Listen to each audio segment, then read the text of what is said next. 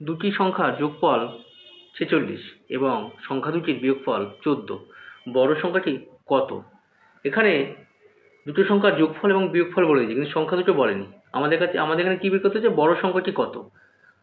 আমাদের এখানে যেহেতু কোনো সংখ্যা বলে দেয়নি, আমরা ধরে নিই যে বড় সংখ্যাটি a আর ছোট সংখ্যাটি b। এখানে সংখ্যা দুটির যোগফল বলেছে 46। তাহলে আমরা আরামসে লিখতে পারি a plus b equal to 46। ঠিক একইভাবে লিখতে পারি সংখ্যা দুটির বিয়োগফল 14।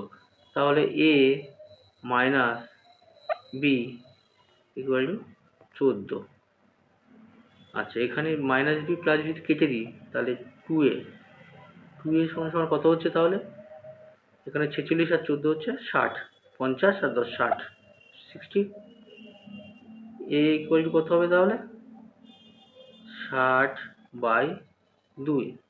এই 2 60 কাটলে 30। তাহলে হচ্ছে a সমান হচ্ছে 30। আমরা এখানে কি বলেছিলাম যে বড় সংখ্যাটি a, ছোট সংখ্যাটা b। তা বড় সংখ্যাটা a, তাহলে a ইকুয়াল টু কত হলো? 30। তাহলে আমাদের উত্তর কত হবে? 30।